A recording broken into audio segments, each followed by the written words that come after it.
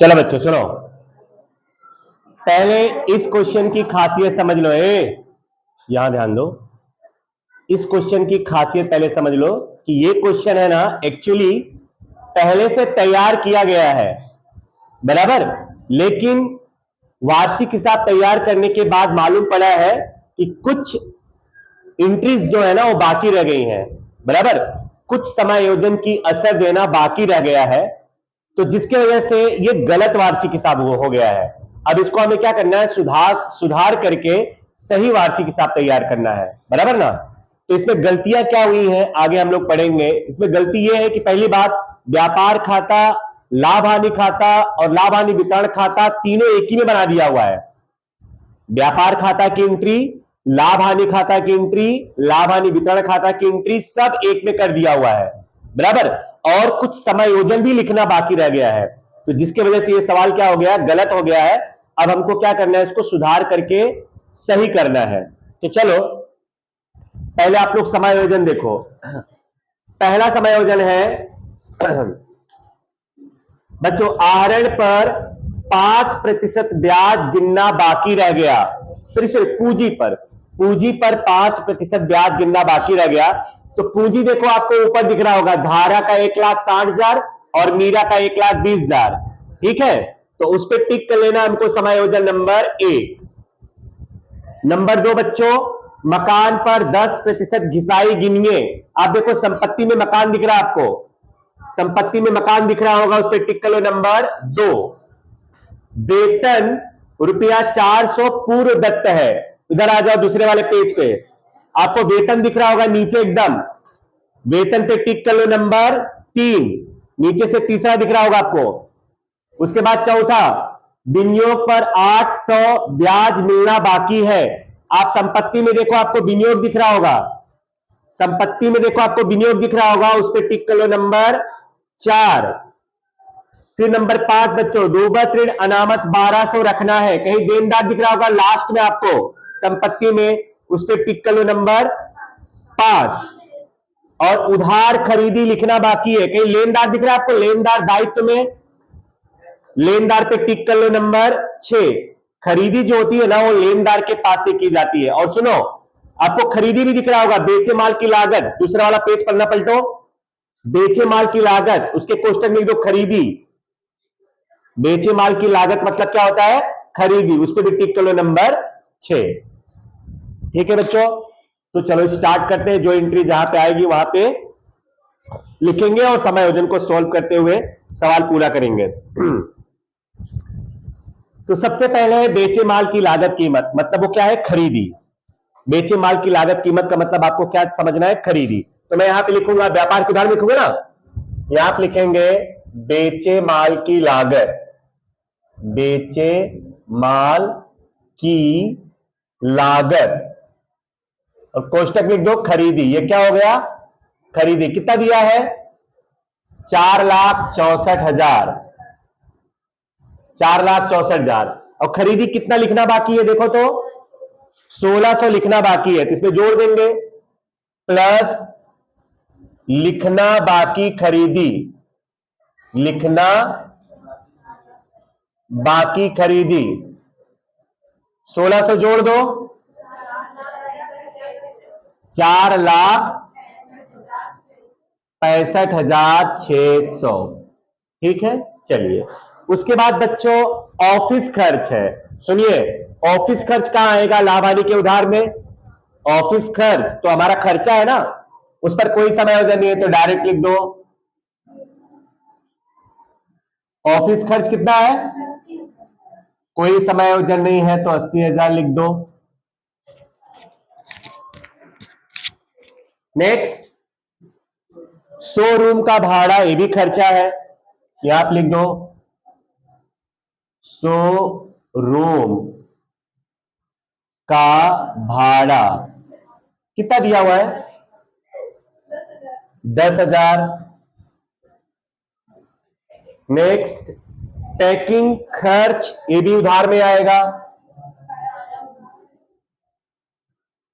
Packing खर्च कितना है, कोई समायोजन नहीं है तो आउटर में लिख दो।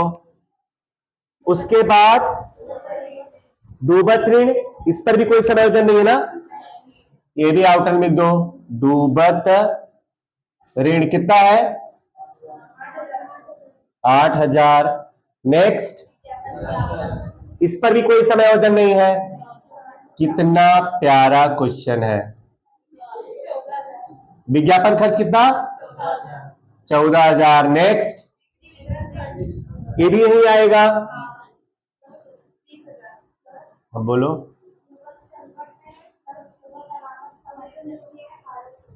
दिया हुआ है, ठीक है ठीक है ठीक है, चलो उसको भी काट दूंगा। तो ये बिक्री खर्च कितना है? 20,000।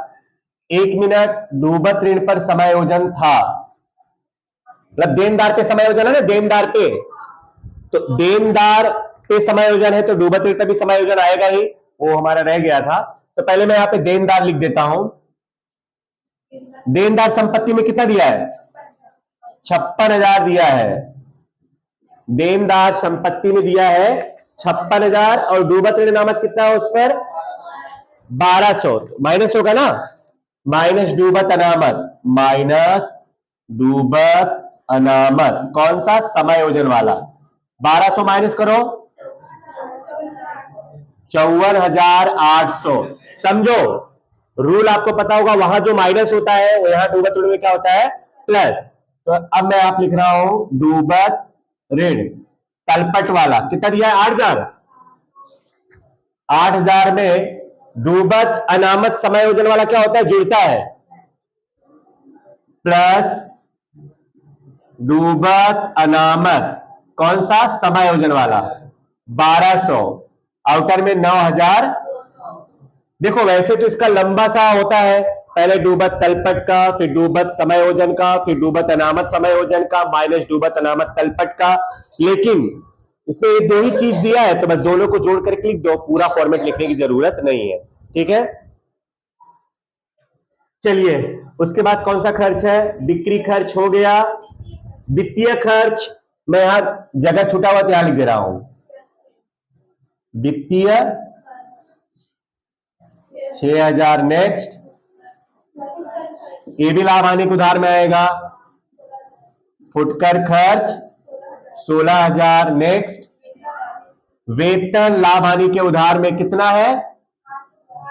लेकिन इसमें समायोजन है ना, पूर्व दत्त दिया हुआ है, पूर्व दत्त 400। पूर्व दत्त मतलब अग्रिम चुकाया, वो माइनस होगा, माइनस पूर्व दत्त। पूर्व दत्त वेतन कितना? 400 है। और ये संपत्ति में आएगा। हाँ, कोई भी खर्चा अग्रिम चुकाया है तो संपत्ति में। पूर्व दत्त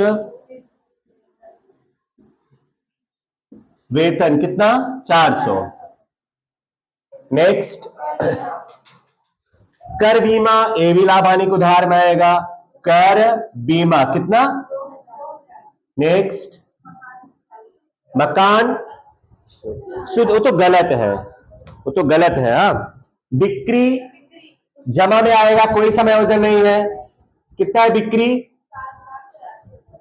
7,84,000। फुटकर आय लाभ हानि के जमा में आएगा, आवक है, यहां आप लिखेंगे फुटकर कितना है? 7,000।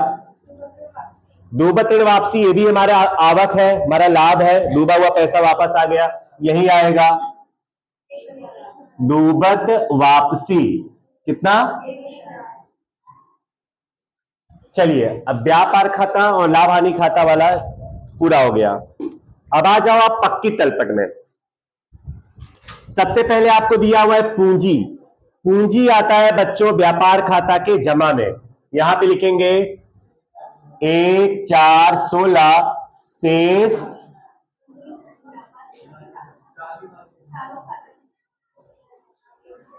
चालू खाता नहीं बनाना है, इसमें पूंजी खाता बनाना है, साझेदारों का पूंजी खाता। चलो शेष आगे लाए, धारा का 1,60,000 है पूंजी, मीरा का 1,00,000,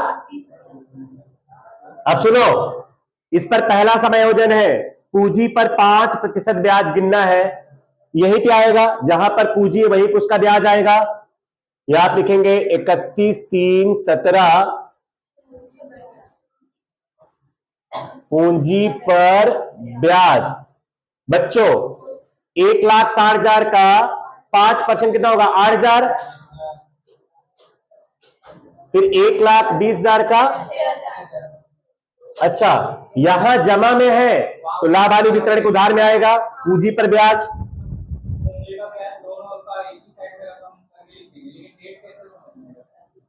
डेट हमेशा 31/3/17 ही रहेगा, अंतिम तारीख ही रहेगी हमेशा, अंतिम ही रहेगा हमेशा।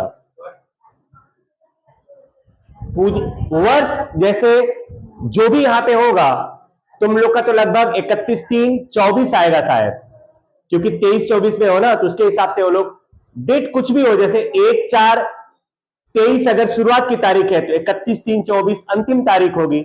अगर 1/4/21 शुरुआत की तारीख है तो 31/3/22 ये अंत की तारीख होगी। बराबर। चलो पूंजी पर ब्याज कौन कौन है? धारा और नीरा। धारा का कितना? 8,000। नीरा का 6,000, टोटल 14,000। नेक्स्ट, उसके बाद बच्चों आहरण। देखो शुद्ध लाभ जो है वो तो गलत है, आहरण आएगा उधार में। यहां आप लिखेंगे आहरण, पहले का 48,000 है और दूसरे का, अच्छा आहरण पर कोई समायोजन नहीं है, वैसे लिख के छोड़ देंगे, ठीक है, आहरण। उसके बाद बच्चों लेनदार दायित्व में आएगा। लेनदार कितना है? 32,000 है। और खरीदी का कितना लिखना बाकी है? तो खरीदी बढ़ेगी तो लेनदार भी बढ़ेगा, यहां पे जोड़ दो, प्लस खरीदी 1200, 1600, 33,000। नेक्स्ट, देनी हुंडी, ये दायित्व है, कितना? 8,000, कोई समायोजन नहीं है। संपत्ति में आ जाओ बच्चों, मकान संपत्ति में आएगा, इनर कॉलम, उस पर समायोजन है ना। कितना परसेंट घिसाई है? माइनस घिसाई 10%, 24,000 घटा दो, 2,16,000, और ये आएगा लाभ हानि के उधार में। यहां आप लिखेंगे मकान पर घिसाई, मकान पर कितना? 24,000। नेक्स्ट, प्लांट यंत्र, ये संपत्ति है, प्लांट यंत्र कितना है? 20,000। नेक्स्ट, फर्नीचर भी संपत्ति है, कोई समायोजन नहीं है, कितना? प्लांट यंत्र दिया। विनियोग 24,000 है, कौन सा समायोजन है? चौथा समायोजन। विनियोग पर 800 ब्याज मिलना बाकी है तो प्लस हो जाएगा, प्लस ब्याज 800 रुपया जोड़ दो तो आउटर में 24,800। और ये क्या है? हमारा लाभ है, विनियोग पर ब्याज हमारा क्या होता है? लाभ। तो लाभ हानि के जमा में विनियोग पर ब्याज कितना? नेक्स्ट, रोकड़ से संपत्ति होता है,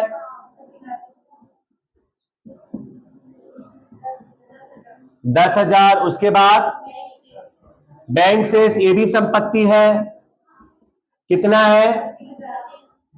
फिर लेनी हुंडी, ये भी संपत्ति है,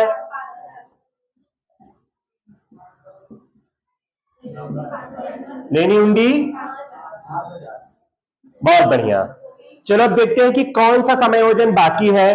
पहला हो गया, दूसरा हो गया, तीसरा हो गया, चौथा हो गया, पांचवा हो गया, छठा हो गया। सभी समायोजन बच्चों पूरे हो गए। ठीक है, चलिए तो खाता बंद करते हैं। सबसे पहले कौन सा खाता? जमा साइड में 7,84,000, उधार में भी 784, गैप निकालो सब लोग। 3,18,000, इसको क्या बोलेंगे? सकल लाभ।